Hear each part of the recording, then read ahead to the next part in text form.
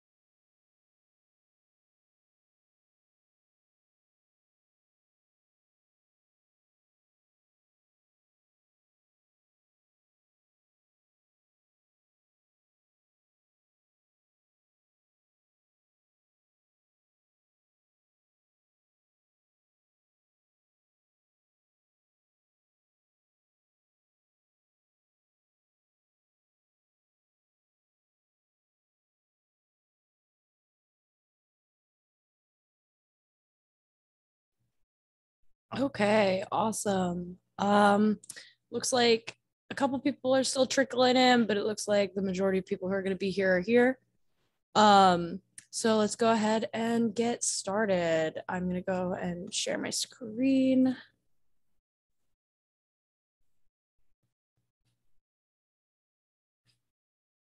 Awesome. So hello everyone. Like I said, my name is Kai, and welcome to the Statistics Solutions webinar. I promise I can speak today on navigating the IRB. So this webinar is going to be recorded so you can watch back in about 24 to 48 hours. But if you do have any questions throughout the PowerPoint, I'm going to do a little bit of a Q&A at the very end. So while I'm presenting, if you have any questions, you can go ahead and just put your questions in the little Q&A box on Zoom, and I will get to them, like I said, at the end of the PowerPoint. Finally, if you would like more information on how Statistics Solutions can help you with your project or dissertation, stick around to the last slide of the PowerPoint because I've got some emails, phone numbers for you to check out and use to be able to contact us and set up a consultation. Okay. So like I said, I'm just going to go ahead and get started. So today we're going to be discussing the IRB. And so just a little overview of what's going on. We're going to first discuss some of the history behind the IRB, you know, what is the IRB based on, and some ethical principles that, excuse me, are used to guide the IRB. From there, we'll go into kind of what exactly the IRB is and what's it for. And then we'll get into kind of the three main aspects of the IRB that is probably the most important for everyone. And so that's privacy and confidentiality, informed consent, and assessing risk. And then finally, we're going to go over the review categories that you could be placed into by the IRB and kind of what the steps are for each of those categories.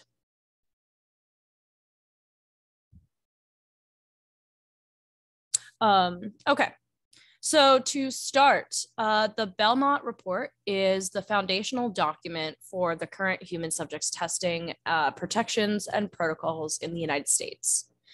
So it was created in 1979 as a response to the many unethical research practices on fellow humans in the US and worldwide. The Belmont Report lays out three ethical principles that we are all supposed to follow when conducting human subjects research. And so those principles are respect for persons, beneficients, and justice. So in the next couple slides, I'm going to go through each one of those and discuss them a little bit more in depth.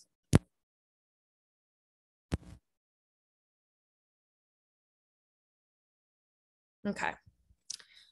So respect for persons states that human participants are autonomous human beings who are free to choose to participate or withdraw from a research study. So for the participant to be able to make that choice, the researchers must provide participants with all of the necessary information of the study. So this includes the purpose of the study, what the individual is expected to do, and any potential risks or harm that might occur while they're conducting the study or while they're in the study. Additionally, respect for persons also argues that those who do not have autonomy, so like children or prison inmates, they must be given additional protections. And we'll go a little bit later in this PowerPoint, we'll talk about what kind of additional protections are.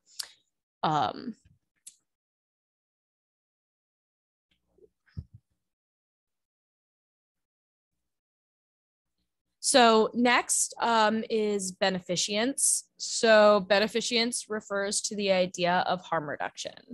So researchers should be doing their very best to maximize the possible benefits of research while minimizing the potential risks involved.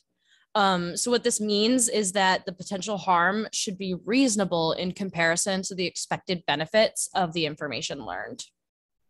And so, you know, one example of this could be, say you're a researcher, and you're interested in studying the effect of stress on misinformation, right? So to do that, what you're going to do is you decide to use a stress test, and you also decide to use a misinformation paradigm. So if you're unfamiliar with what a misinformation paradigm is, it's basically the concept of you're adding additional information to a situation to basically see if the participant or the person is going to change their memory based on the addition of the new information. Sometimes it happens, sometimes it doesn't. And it really does depend on kind of the outside factors and some, you know, psychological things as well. It's not really the point. The point of a misinformation paradigm is that you have to lie to participants. It's very much a deception, and at some point you are lying. And that is something that is known as a possible harm in human subjects research. Stress, so even just doing a stress test could be seen as a potential harm. And when it comes to beneficients, when it comes to beneficients, you know, we want this to be equal. So if we are, you know, looking at a stress test or we're deceiving a participant, the potential benefits to doing that need to outweigh the risk of stressing the participant out or the risk of lying to the participant. And there are a couple different ways to do this, but it really is about the researcher, and the IRB is going to be assessing kind of this balancing act. And we'll get more into that later. But some of the common risks in human subject research is psychological stress or embarrassment. So like I said, stress test, or a breach of privacy or confidentiality. And we'll get into that.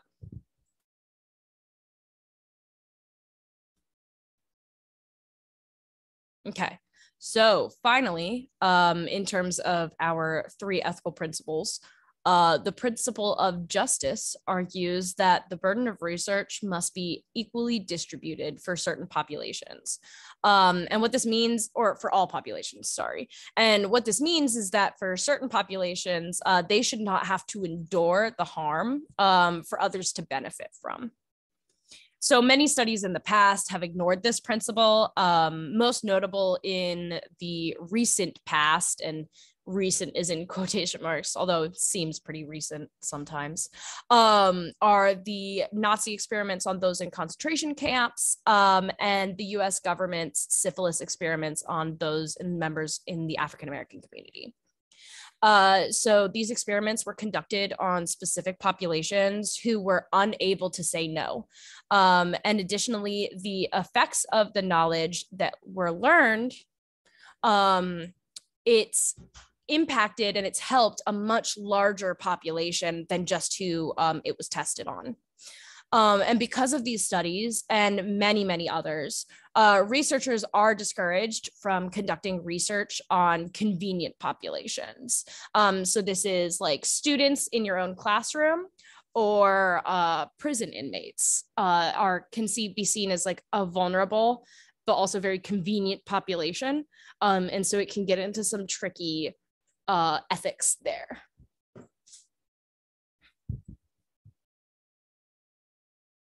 Okay.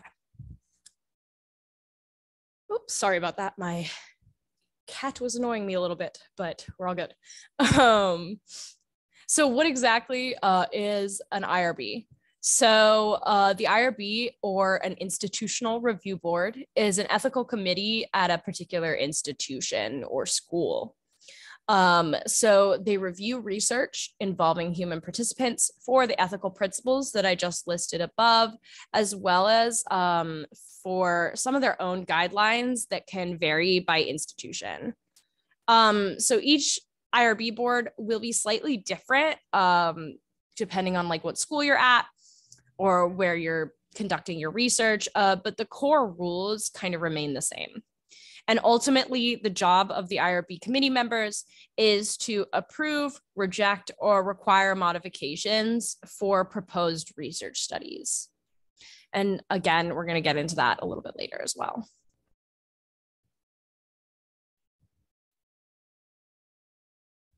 Okay. So when reviewing a research design, IRB committee members must consider many different ethical guidelines and rules. So one common rule in reviewing is that privacy and confidentiality of the participants must be reasonably maintained at all times. And so what this means is that researchers have an obligation to give the participant control over what and how much information they share, which is known as privacy, as well as protecting the information that they do choose to disclose, which is confidentiality. We're going to start with privacy right now, and then we're going to move on to confidentiality in a second. So privacy, or having the control over the extent, timing, and circumstances one shares about themselves. And this can be breached in many different ways. One way is through different research methods, such as observational studies, focus groups, and snowball sampling. So observational studies pose a threat to privacy if private information is gathered without the subject's knowledge or consent. While focus groups, on the other hand, can't ensure privacy or confidentiality, since participants may talk about what was discussed after the study ends. And with the nature of a focus group, all of those people are in the same room together. And so everyone can hear the private information about everyone else. And so confidentiality can be really hard with those kind of studies. Additionally, privacy invasions can occur if the participant finds the study questions to be invasive. So questions about sensitive topics such as abuse, medication, or even sexual behavior may make the participant uncomfortable. And studies that include these types of questions should probably include some sort of warning in the consent form.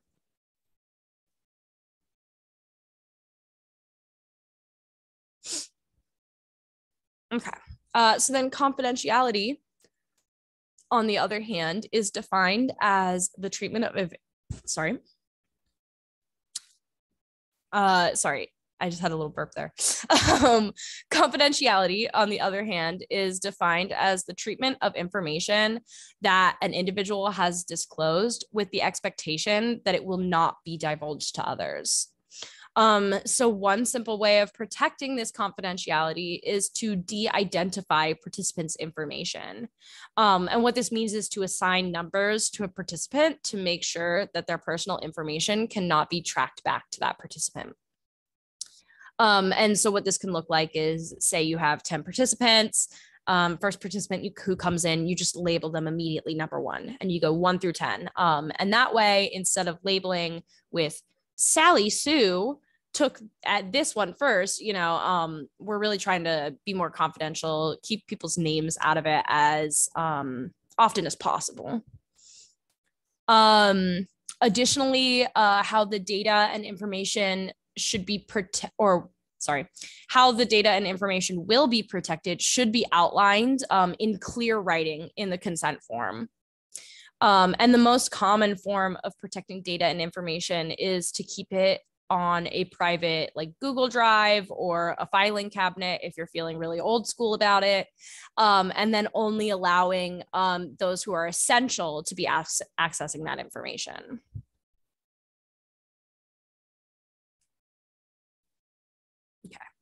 And so at this point in the PowerPoint, you've probably heard me talk about informed consent a lot now, or at least talk about the consent form a lot now. So we're going to get a little bit into kind of what is informed consent. So a main aspect of the IRB is informed consent. And this is the idea that researchers must gain consent from participants when running human research testing. So this consists of two parts. So the first part is that researchers have an obligation to inform participants of all the key information of a study so that they are able to make an informed decision on whether or not to participate. This means that participants should be reasonably informed on the study's purpose, procedures, any potential risks of harm, and expected benefits, how privacy and confidentiality will be maintained, and any incentives that they will receive for taking part of the research. So common incentives for research participation could be money. Money is great. People love money. Gift cards, same concept as money. If you're working with students, particularly at a university setting, a lot of times universities will give course credit in exchange for participating in human subjects research. So it really is kind of up to the population that you're interested in and what you think that they would respond to the best. Like I said, with students, never give students money unless like it's really involved. You can give students money, but a lot of the times students will take that or schools will allow you to use that course credit to do. Everyone else probably should give them money or gift cards. It could be like $5, $10, nothing crazy. And usually if you are giving money, you'll have to get some sort of grant of some kind unless you want to fork out all the cash on your own. Okay, additionally, researchers should also be providing a statement that is indicating that the study is voluntary and that they are able to kind of withdraw consent at any time. They're allowed to withdraw from the study, no penalty, that kind of thing. Additionally, they should be including contact information of the head researcher if they have any questions. All of this information should be presented in a clear and simple manner so that anyone who is not familiar with the study can understand exactly what they're consenting to. And also participants should be given ample time to read the documents and decide. Okay. And then the second part of informed consent is that not only should researchers be gaining that consent from participants, they should also provide documentation that the participant did consent to the study procedures and requirements. And so this is often in the form of a consent document signed by each participant. For participants who are not considered to be autonomous, such as children or prison inmates, or even maybe like the mentally disabled, and that's kind of depends. Additional safeguards should be set in place to ensure that they are able to consent to the best of their ability. So this can include tests to determine mental competency, or requiring consent forms from a legal guardian or caretaker.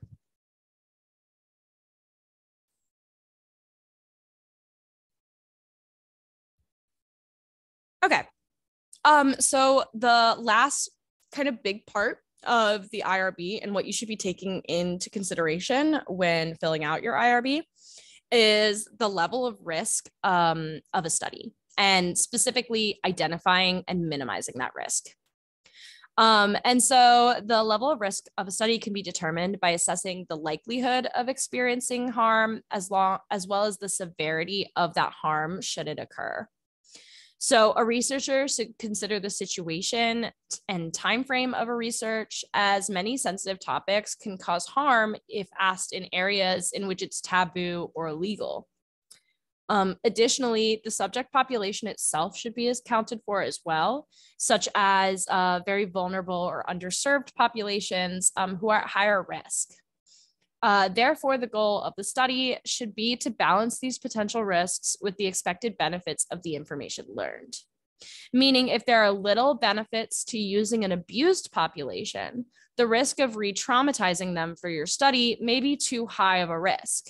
However, if a researcher just plans to deceive their participants, like we were talking about earlier with the misinformation effect, and they're doing this to learn a new truth of human behavior, the level of risk in this case might be acceptable for the benefit of that new information. The level of risk for each study is examined by an IRB committee, and its members will determine if a study's risk of harm is acceptable, and then they will make suggestions on how to change the level of harm when necessary. Additionally, safeguards such as removing participant identifiers to the data or obtaining additional consent and confidentiality forms may be suggested. Right here is when I like to give kind of an example. Well, when I was in grad school, I had a cohort member who he was running a study, and the long and the short of it was basically that he was trying to see if giving things a name would kind of makes you anthropomorphize them, which, you know, it makes sense in theory. And so what he did was his original plan was he had participants, or he wanted to have participants basically play with a bug. And it was a pill bug, so a little roly-poly. And he had some participants, or he wanted to have some participants name the bugs and some participants not name the bug. And they had to play with the bug for half an hour. And then at the end, they were either told, hey, you know, we have some money for the study. So this also involves deception. Well, it involves deception a lot. But we have some money for the study. How much money are you willing to pay, and I put pay in quotation marks, pay to not kill this bug, basically. And he wanted to see if the amount of money that people would pay, and again, pay is a strong term because they weren't actually going to pay, to save the bug, based on what group they were in, whether or not they were in the group who named the bug versus the group who did not name the bug. And I don't really know what he found, but I did know that he had a really, really, really hard time with the IRB, because what he wanted to do was he wanted to put the bugs in a grinder, like a nut grinder, you know, for cooking or whatever, and literally grind up the bugs in front of the people. And the IRB kind of had a field day with that. They hated it. And so what they ended up coming up with was, this is a really good study, and this was an interesting study to them, and they understood the expected benefits, but the potential risk of, you know, in theory, traumatizing these people by, you know, I mean, they've spent 30 minutes with a bug. If they really like bugs, maybe I personally would just kill the bug, but that's just me. I don't like bugs, but you know, it could be that they've, you know, attached to this bug. This could be kind of traumatizing for them, if not just mildly disturbing. And the IRB kind of determined that the potential risk of this was too much to actually kill the bug. And so what he ended up having to do was change his experiment a little bit so that they never actually killed the bug in front of anyone. Instead, they like fake killed the bug. So there was a deception involved, but they determined that deception was a better risk than actually killing the bug in front of the people. So if that gives you kind of any idea on IRB, not and kind of their decisions and what it looks like to kind of identify and try to minimize that risk. That's kind of one of my favorite stories to tell, because I always thought it was so funny that he wanted to kill bugs in front of people and thought that the IRB was going to be cool with that. Okay. So once an IRB committee has reviewed the contents of a research study, they're then going to process that experiment under one of three categories. So there's an exempt review, an expedited review, and a full board review. So research reviewed as exempt are categorized as studies that involve no more than minimal level of risk. And therefore, these studies do not need a further review from the committee. So when I was, doing grad school, I believe my experiment was under exempt. I was deceiving people. I was running a misinformation paradigm. However, the risk of deceiving people with misinformation is very, very low. And so they thought that it was very minimal risk and no need of further review. So I was able to just go straight through with the IRB. I submitted it. They got back to me in about a month. And they were like, "You're good." And I was like, "Thank you very much." And then I went ahead and started. That's not always the case. So if you get an expedited review, this often involves some level of risk, but this risk is to a minimal degree. In this case, a few IRB members will review your study procedures and make suggestions to minimize the risk. Usually with an expedited review, you don't have to resubmit, but it does depend on the IRB. So don't take me for my word on that. But usually if you have an expedited review, they'll make suggestions, and then you should be taking those suggestions and then just moving forward. So it's almost like an acceptance with some caveats. However, finally, the full board review involves research that poses a significantly higher risk that would occur in participants' day-to-day life. And in this case, the researcher may have to make significant changes to their study in order to obtain approval and to run the study. And in this case, usually, almost always, you're going to need to go back to the IRB a couple times with this. So with the example that I gave earlier with the bugs, that was a full board review. I remember him talking about how it was a full board review, and how basically he had to make significant changes to his study, resubmit, and then he was placed in an expedited review. Then he made a little bit more changes, and then he was good to go. Okay, and then additionally, the IRB does require that any changes made to a study after it's been approved does get reported back to the committee. So like I was saying with the expedited review, if you do make changes, you don't have to resubmit your entire IRB, but you do probably have to send them an email with an update being like, I did make these like changes, and show where the changes were made. And then they'll go ahead and just be like, you're good. So and a good example of this for reapprove it or going back after it's been approved. My study, I was going through grad school right when, and I was doing my dissertation right when COVID hit in 2020. And so I had my study all laid out. I had it approved by the IRB. I was going to do everything in person. I was ready to start data collection, and then COVID. And so what I had to do, even though this wasn't based on any suggestions that the IRB made, my IRB review was exempt. I was good. I didn't have much risk. I did have to fully change my study.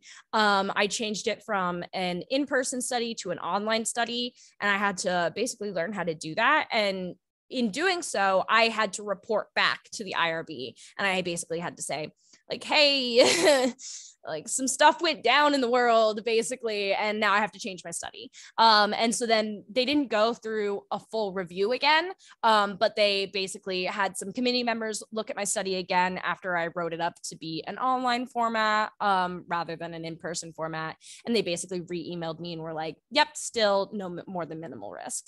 And I was able to continue.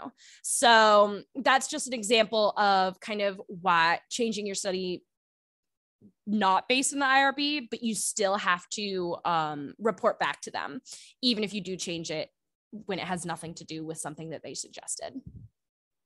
And really, this is just because if, you know, you change something in your study after you've talked to them, in theory, you could change it to become a harmful thing again. And either you don't know that, and, you know, you go through it and you've now put your participants in a lot of risk of harm, or you tell the IRB and they look through it and they go, actually, this thing you added, I don't know if you knew that, but it might be adding some more harm here.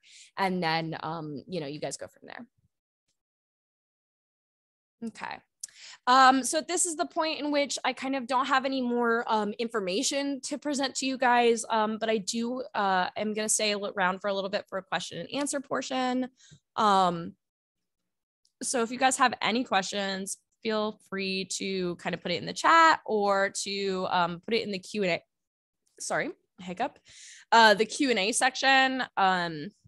If not, I'm going to go ahead and, well, I mean, even when I am answering questions, I'm going to go ahead and put this slide up on the screen. So this slide is just talking about our company, Statistics Solutions. So we're a full service dissertation consulting company, and we provide graduate students with editing support, APA support, results support, you know, discussion support, literature review support. Basically, we do everything. It's pretty great. And so if you would like some more information about our services, we do give complimentary, so free 30-minute consultations over Zoom or on the phone, Monday through Friday, 9 to 5 Eastern time. And if you are interested in working with us or getting a complimentary consultation, go ahead and contact Janine Glass. She is my boss and she is awesome. And she would love to probably help you out with a consultation call. So her email and her phone number are up on the screen. Yeah, and like I said, I'm just going to stick around for Q&A. If nobody has any questions, then I'm just going to leave the screen up for a couple minutes and then I'm going to go ahead and head out. So if that's the case, then I hope everyone has a great rest of their day. And if you're in Florida, I hope that you're staying safe or evacuated.